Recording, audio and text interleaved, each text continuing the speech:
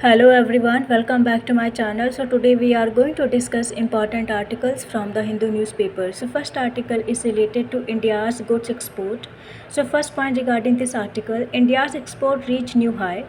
Trade deficit expanded. तो India का जो एक्सपोर्ट है वो बढ़ चुका है, इंक्रीज़ हुआ है, लेकिन ट्रेड डेफिसिट है वो भी बढ़ा, एक्सपैंड हुआ है. So first point, India's merchandise export touched historic high of 45.2 billion in May 2026.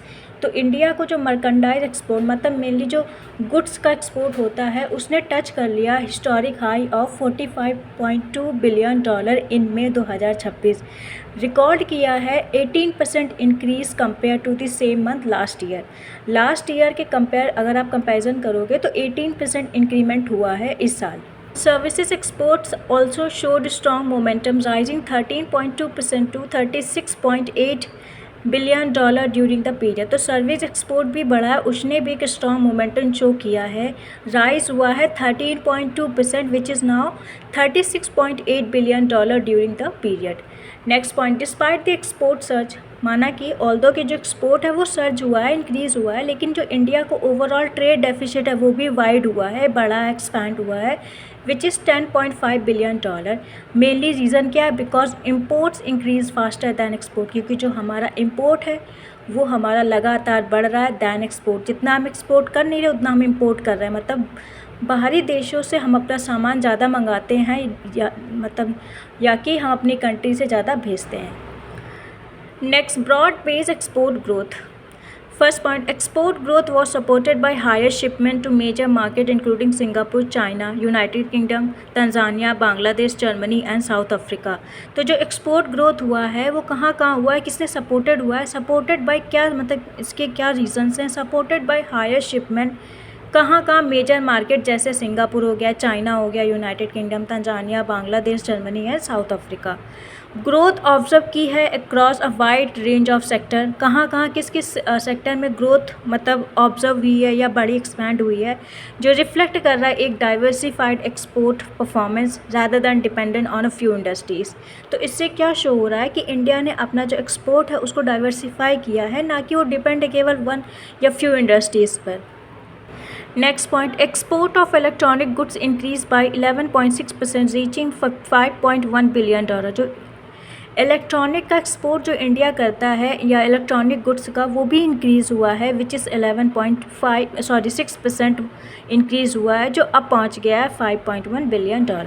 Next point, the organic and inorganic chemical sector registered 12.7% rise with export touching 2.7 billion. तो ऑर्गेनिक और जितने भी इनऑर्गेनिक केमिकल उस sector में भी increment हुआ है, which is 12.7% rise आया है. जो एक्सपोर्ट है उसका वो टच हुआ है $2.7 बिलियन. इंजीनियरिंग गुड्स भी इमर्ज मतलब निकले हैं एज अ की driver, main driver, recording a strong मतलब उन्होंने भी अच्छा खासा इंक्रीमेंट हुआ है इंजीनियरिंग गुड्स में, विच इज़ 24.5% ग्रोथ. और कितना टोटल हो गया? $12.3 billion. James and jewellery export also expanded, मतलब जितने जेम्स एंड ज्वेलरी से रिलेटेड है वो भी एक्सपोर्ट हमारा बढ़ा है, ग्रो हुआ है 6.7% टू ना अब कितना हो गया टोटल $2.5 बिलियन. इंडिया का जो नॉन पेट्रोलियम एक्सपोर्ट है वो भी बढ़ा है, वो बढ़ा है 10.5% टू और टोटल हुआ है $70.7 billion during the first 2 month of the financial year, जो इंडिकेट कर रहा है broader strength in manufacturing export. Next point, imports rise faster, लेकिन जो इम्पोर्ट है वो भी लगातार बढ़ रहा है. जो merchandise import climb 22.1% to $73.4 billion, outpacing export growth. जो इम्पोर्ट है मतलब जो हम दूसरे देशों से अपने सिटी में या अपनी कंट्री में जो सामान मंगाते हैं वो हमारा एक्सपोर्ट से ज़्यादा होता है. अगर मर्केंडाइज इंपोर्ट्स को देखो मतलब मेनली अगर गुड्स को देखो तो कितना बढ़ गया है 22.1%, जो कितना पहुंच गया है $73.4 बिलियन, जिसने आउटपेस कर दिया है मतलब एक्सीड कर दिया एक्सपोर्ट ग्रोथ को.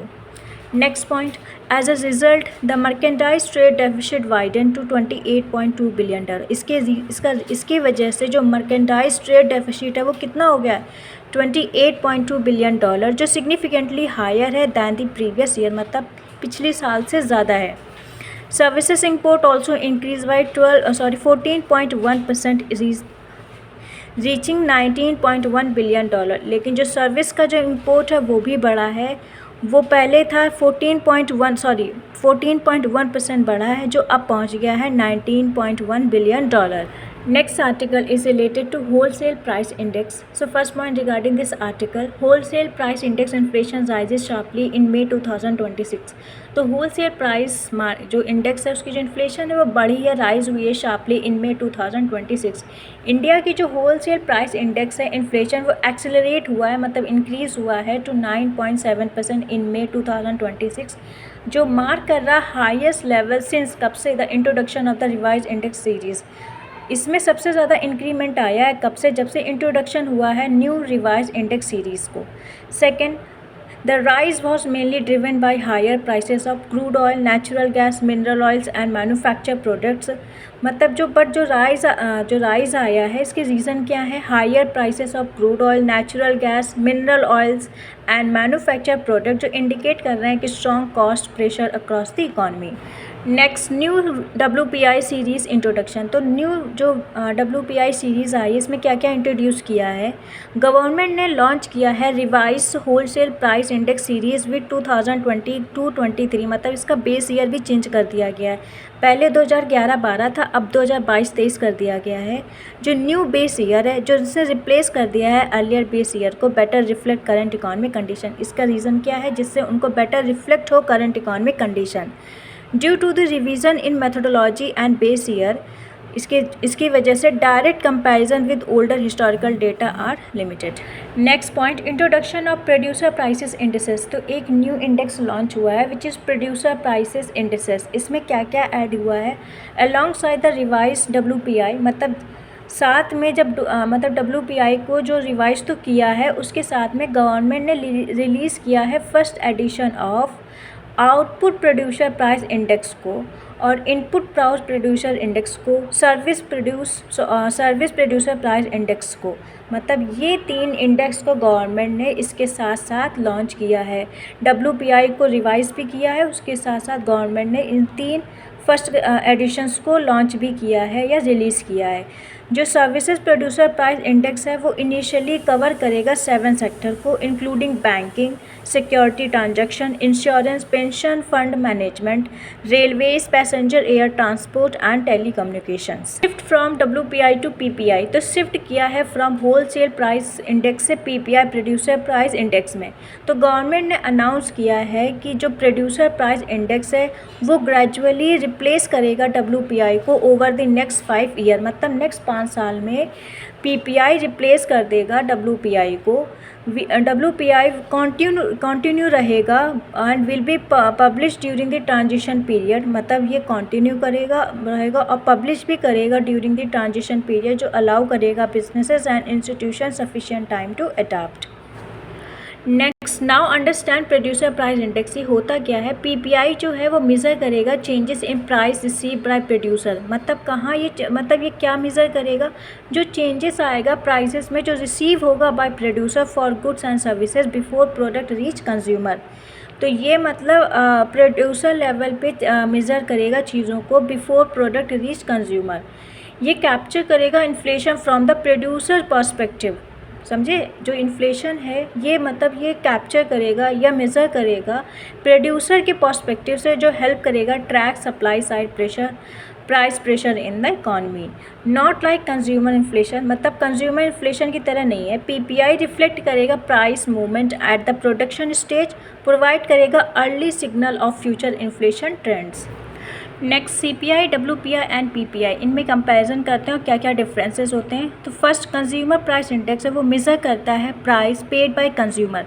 तो मेनली ये प्राइस को मेज़र करता है जो पेड होते हैं by consumer at the retail level, और ये यूज होता है by the RBI for inflation targeting.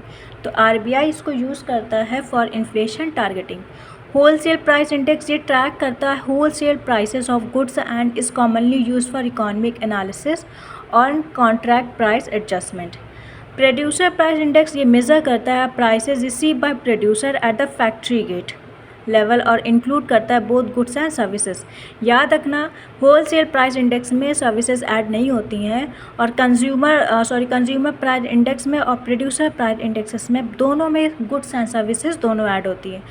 While CPI and WPI include imported items, मतलब जो CPI और VPI होता है consumer price index and wholesale price index, ये इंक्लूड करता है इम्पोर्टेड आइटम को। लेकिन जो PPI है वो फोकस करेगा मेनली ऑन डोमेस्टिक प्रोडक्शन, मतलब जो केवल विद इन कंट्री में जो प्रोड्यूस होगा उस पर फोकस करेगा, और सप्लाई साइड इन्फ्लेशन।